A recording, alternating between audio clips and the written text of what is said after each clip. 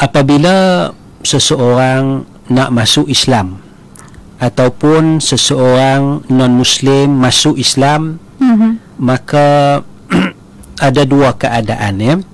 Keadaan yang pertama, tekanan daripada masyarakat Islam supaya muallaf ini melaksanakan segala kewajipan Islam dengan sempurna. Ya.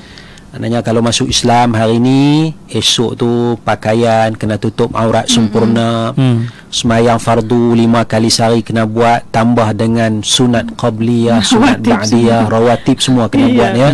Kena rajin baca Quran, ya, dengan tajwidnya dan sebagainya. Ini tekanan daripada masyarakat Islam terhadap muallaf. Manakala dari satu sudut lagi, seorang non-Muslim dia merasakan sukar untuk menjadi seorang Muslim, kerana tekanan tadi itulah, ya, tekanan. Makna bila masuk Islam je, kalau masuk Islam mesti buat segala perkara, ya, kewajipan itu, ya. Jadi sini saya nak tekankan bahawa dalam kehidupan awal kita sebagai seorang muallaf ini, kita perlu ada beberapa prinsip. Prinsip yang pertama ialah perkara yang paling penting, keimanan kepada Allah Subhanahu Wa Taala. Ini perkara yang paling penting sekali. Yang lain-lain tu tak penting sangat. Maknanya solat, walaupun solat fardu tu besar lah, tapi solat fardu itu kalau nak dibandingkan dengan iman, solat fardu tu kecil. Begitu juga dengan kewajipan tutup aurat dan sebagainya, kewajipan itu kecil kalau nak dibandingkan dengan iman. Maknanya mana lebih penting? Kita nak kekal dalam keadaan tidak beriman, hanya semata-mata tak boleh tutup aurat, tak boleh semayang lagi, ataupun kita beriman, masuk Islam walaupun kita tidak dapat melaksanakan kewajipan agama dengan sempurna.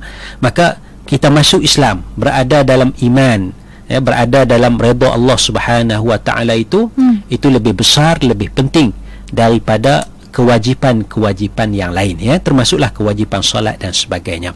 Ini prinsip yang pertama. Prinsip yang keduanya ialah prinsip yang pertama, keimanan. Prinsip yang keduanya adalah prinsip kita terima dulu perintah-perintah Allah yang ada. Itu konsepnya terima dengan hati, ya, terima dalam hati. Bila kita masuk Islam, ya, kita tahu bahawa Allah, Tuhan kita, Allah mewajibkan kepada kita beberapa kewajipan, ya, kita terima. Cuma kemampuan kita nak melaksanakan perintah itu mungkin ada kekangannya, ya. Misalnya kita kata nak tutup aurat, yalah, selama ni kita tak biasa tutup aurat, selama ni pakaian kita, ya, macam kita sebagai seorang yang kita kata belum Islam lah, kan biasalah. Tapi hari ni masuk Islam, tak kalah hari ni nak pakai kepiah, hari ni nak pakai seluar panjang, hari ni dah tak boleh pakai seluar pendek main bola dan sebagainya, hari ni kena tutup kepala. Di sini kita kena ada tempoh masa sedikit. Maknanya iman tu lebih penting, lebih besar berbanding kewajipan-kewajipan. Jadi saya ingat kalau kita boleh faham prinsip ini, tak ada masalah, ya, tak susah sebenarnya menjadi seorang Muslim, ya. Sebab itu perintah Allah Subhanahu Wa Taala, ya, udkhulu fis silmi kafah, masuklah kamu ke dalam Islam keseluruhannya. Maknanya semua orang masuk Islam, ya, semua orang beriman kepada Allah Subhanahu Wa Taala. Adapun melaksanakan perintah itu, maknanya itu tengok keadaan, tengok kemampuan, ya. Saya nak kiaskan beginilah, maknanya macam kita kata budak-budak baru belajar semayang umur 7 tahun, 8 tahun. Kita tak expect lah budak tu sempurna semayangnya, kan. Begitulah maknanya kita baru masuk Islam, ya. Tak apa, tak sempurna tak apa, yang penting kita beriman, yang penting kita tahu Allah wajibkan beberapa perintah, kita akan usaha laksanakan sekadar kemampuan kita. Masya-Allah, itu dia, Mona, kita ni pun kena raikan sahabat baru kita ni seperti anak-anak kita yang mungkin baru nak belajar, kan, dan kita bantu. Jangan kita hanya cakap je, kan, kenapa ni tak boleh, kenapa ni tak boleh, tapi kita pun sama-sama membantu dan juga berikan mereka info ilmu dalam agama Islam ini, insya-Allah. Insya-Allah. Yalah, kan baru masuk Islam tu maknanya baru lahir sebenarnya. Betul. Kena ajar satu-satu insya-Allah. Dan mungkin untuk waktu ini Ustaz, kita nak tanya, kalau adalah yang kita nak tahu juga fikah-fikah muallaf ini untuk yang buang tatu. Apabila masuk Islam ni bagaimana Ustaz? Wajib Sehari dua hari ni famous tatu dengan pameran tatu dan sebagainya. Tatu itu ya betul, benda yang dalam Islam sebenarnya tak boleh lah. Tetapi biarkan dulu. Kerana apa? Kerana kaedahnya al-Islamu yajubbu ma qablahu. Keimanan itu menghapuskan segala kesalahan, segala dosa sebelum keislaman. Bila seorang mengucap 2 kalimah syahadah, dia bersih, tidak ada kesalahan dan sebagainya. Jadi kesalahan, tatu dan sebagainya itu sebelum daripada keislaman, ya. Kadang-kadang mungkin dikira, kadang-kadang tidak dikira pun. Jadi maknanya tengoklah keadaan tatu ni, ya. Tengok keadaan, kalau boleh buang, buanglah. Kalau tak boleh buang ni kerana kos harganya mahal, tak apa, biarkan dulu. Ataupun kalau nak buang tu kena pergi ke Amerika ke, ya, masa, duit. Ataupun kalau nak buang tu sesuatu yang menyakitkan, tak apa, biarkan dulu tatu itu, ya. Maknanya tatu di tangan tu kita tutup sikit-sikit, kita pakai baju lengan panjang sikit dan sebagainya, ya. Jadi jangan jadikan sebab tatu ada di badan saya tak boleh masuk Islam. Sebab kalau saya masuk Islam, saya berdosa kerana tatu. No, tak ada masalah. Masuk Islam, yang tatu tu kita deal, kita uruskan, kemudian tengok keadaan, bagaimana kemampuan, kos, ya, rawatan tu ada, dan tidak mengapa kalau kita masih Islam, walaupun tatu tu masih ada di badan, walaupun di muka sekalipun. Tidak menjadi masalah. Kerana yang penting keislaman kita, keimanan kita kepada Allah. Wallahu a'lam. Masya-Allah, itu dia yang perlu kita utamakan.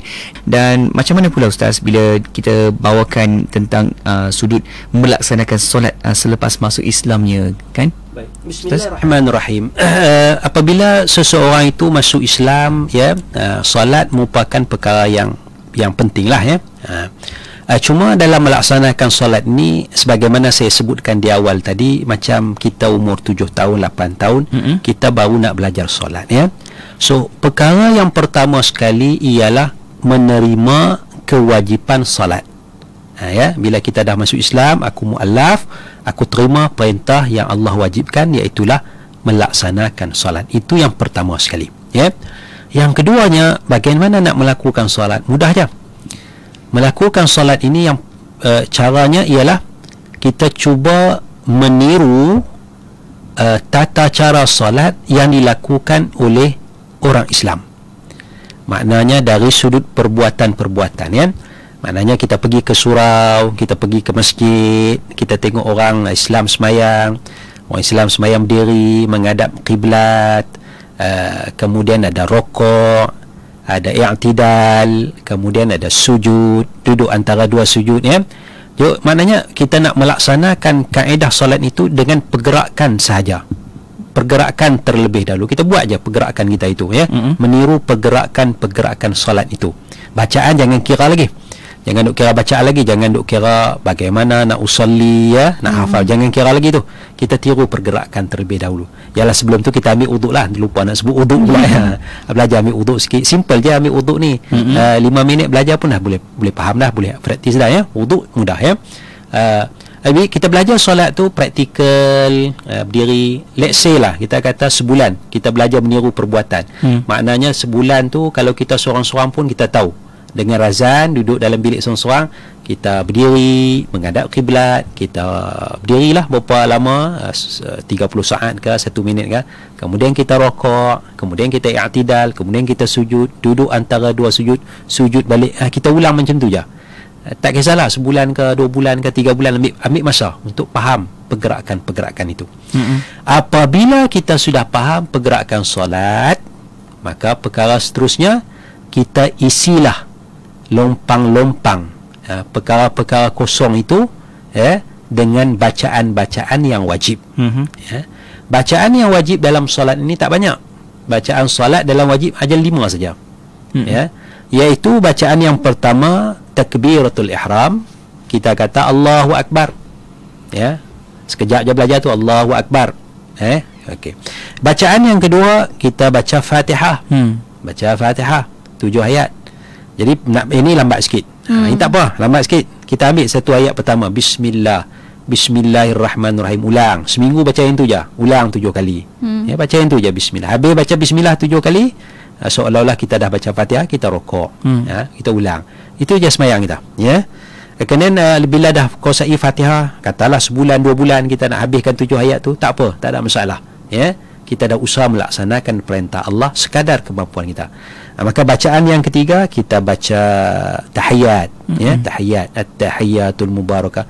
Ambil masalah sebulan 2 bulan untuk hafal benda tu, kita sulam sikit-sikit, kita isi sikit-sikit.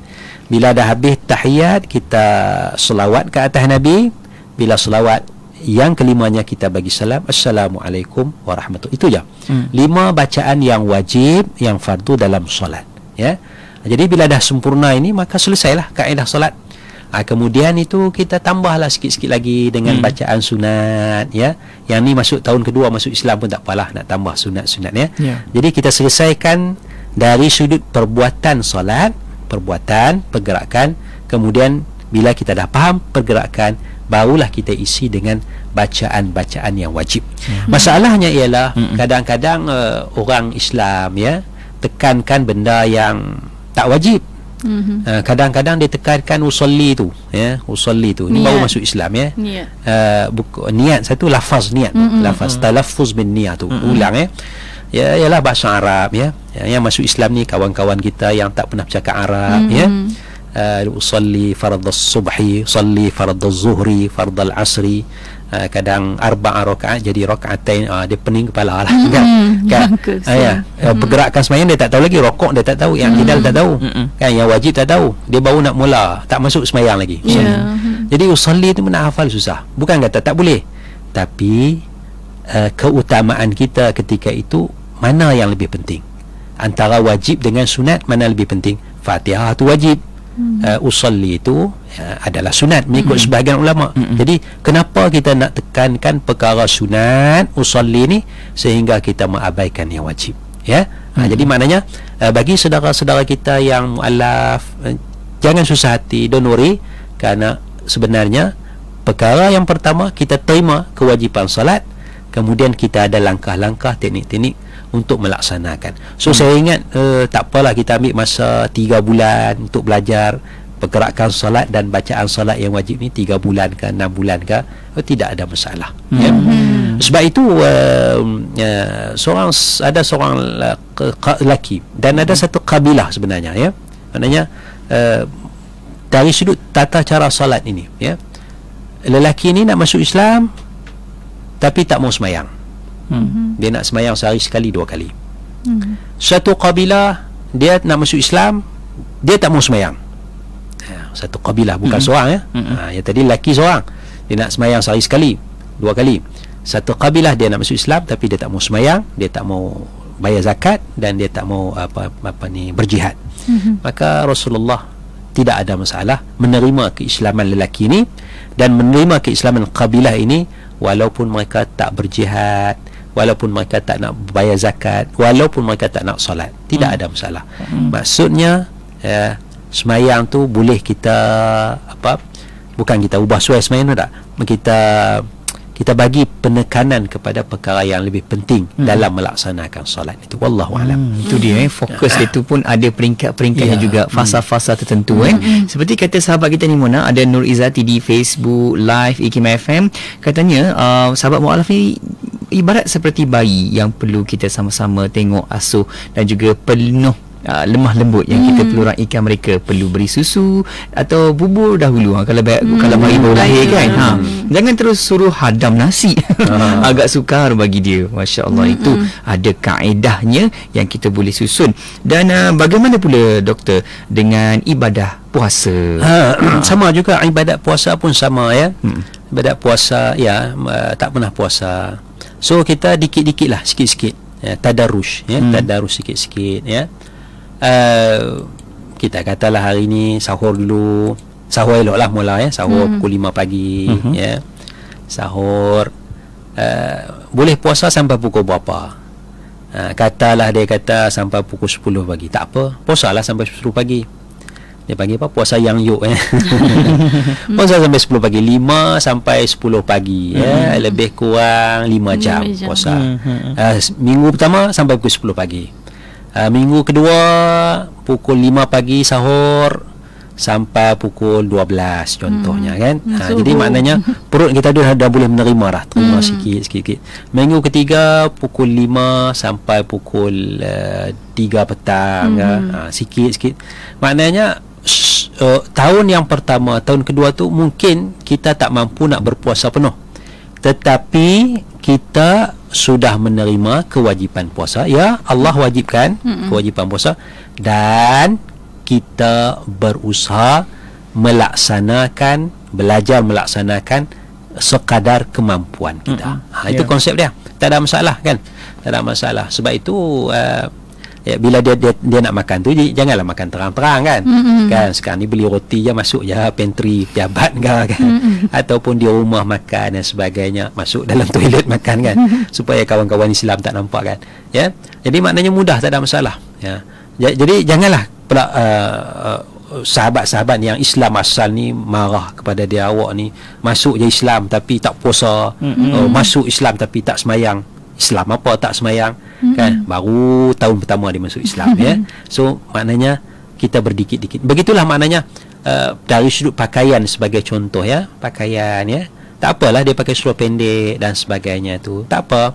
Maknanya dengan pertambahan ilmu, bila ilmu dia bertambah, kefahaman dia bertambah, iman dia bertambah ya, dia akan faham sendiri kewajipan itu. Maknanya kalau dulu pakaian mungkin bukan sekadar tak tutup aurat, tapi mungkin tak sopan. Ya, tak tutup aurat dan tak sopan. Bila masuk Islam mungkin pakaian tu sopan walaupun tak tutup aurat. Perlahan ya. Mana tak kisahlah nak pakai baju cara Melayu ke, baju identiti etnik kita ke, Cina ke, India ke, silakan. Tapi pakaian tu nampak sopan. Jadi bila dah faham, insya-Allah mana kita sendiri akan rasa mudah untuk melaksanakan kewajipan menutup aurat. So tidak ada masalah. Ambil masa kemampuan kita untuk melaksanakan perintah Allah. Baik, insya-Allah perlukan masa, itu penting Mona, untuk sama-sama kita support dan juga kita berikan semangat untuk rakan-rakan baharu kita itu, insya-Allah. Bila kita nampak hidup baru ni, banyaklah yang kita belajar. Betul. Kan kita walaupun melahir Islam, kita sampailah 7 tahun baru nak solat, baru nak puasa, baru nak melangkah untuk masa, nak belajar, nak hafal Quran pun tak sampai 7 tahun. Tak hafal surah Al-Fatihah pun sikit-sikit kan. Tapi untuk mu'alaf ni yalah, alhamdulillah dah dewasa, dah adalah hidayahnya. Kita juga nak tahu dari doktor bagaimana kita nak jadikan konsep tadarruj ini dan amalan dalam Islam. Bismillahirrahmanirrahim. Apa yang saya perkatakan pada petang ini berdasarkan konsep tadarruj. Apa dia tadarruj? Tadarruj ni makna kita perlahan-lahan, sedikit demi sedikit ya. Itu konsep tadarruj. Maknanya kita tak buat apa secara sekaligus ya. Apa orang pepatah Inggeris kata, Rom tidak dibina dalam masa apa, DJ Syafiq? Ya. Rom tidak dibina dalam masa sehari kan. Maknanya nak bina apa tamadun Rom tu, bangunan-bangunan yang hebat tu bukan ambil masa yang sehari, tapi ambil masa yang lama ya. Jadi tamadun mengambil masa yang lama ya. Begitu juga dakwah Nabi Muhammad sallallahu alaihi wasallam ambil masa 23 tahun ya, 23 tahun, sedikit demi sedikit. Jadi sebab itu bila kita tengok 13 tahun Nabi Muhammad sallallahu alaihi wasallam di Mekah, dakwah di Mekah, perintah solat belum ada lagi ya. Iman dulu. Bila Nabi berpindah ke Madinah, barulah ada perintah solat. Lepas daripada perintah solat, barulah ada perintah puasa. Lepas daripada perintah puasa, barulah ada perintah zakat dan perlaksanaan haji pada tahun ke-9 ataupun ke-10 Hijrah. Maknanya dari sudut pelaksanaan rukun Islam tu pun dia ada step-step dia. Dia ada tadarruj dia, sedikit demi sedikit ya.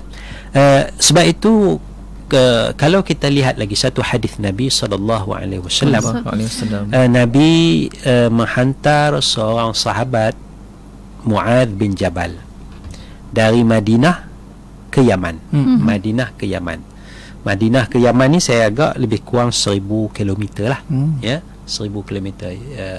Madinah turun ke bawah ke selatan tu ke Yaman, ya. Dan zaman tu tidak ada teknologi perhubungan, ya. Jadi Nabi bagi arahan siap-siap kepada Mu'adz, ya. Apa Nabi pesan? Nabi pesan, innaka ta'ti qauman min ahli alkitab. Wahai Mu'adz, kamu akan datang kepada kaum daripada ahli alkitab, ya, Nasrani, Yahudi Nasrani. Maka fad'uhum, maka ajaklah kepada syahadati an la ilaha illallah wa anna Muhammadar Rasulullah. Ajak mentauhidkan Allah dan mengaku Muhammad adalah Rasulullah. Baik, sini tampak Nabi pesan tentang tauhid, tentang akidah. Perintah solat dah ada, sebab di Madinah kan dah ada solat. Maka Nabi kata, apabila mereka menerima akidah ini, terima akidah, dah elok dah, maksudnya kita faham tu dah terima, dah elok dah, fa'alimhum anna Allah iftarada alaihim 5 salawatin kulla yawmin wa lailah. Bagi tahu kepada mereka yang dah masuk Islam ni, yang akidah dah elok ni, dah betul ni, dah mantap ni, bagi tahu bahawa Allah wajibkan ke atas mereka solat sehari semalam 5 kali. Ya, nampak tadarruj Nabi sikit-sikit. Perintah tu dah ada, tapi jangan bagi tahu lagi. Kemudian yang solat ni pula, fa in qabilu, kalau mereka dah terima, dah betul, bukan terima oh dah wajib sembahyang tapi tak sembahyang, dah. Mereka terima ni maksudnya mereka terima, mereka dah melaksanakan, dah elok sembahyang tu.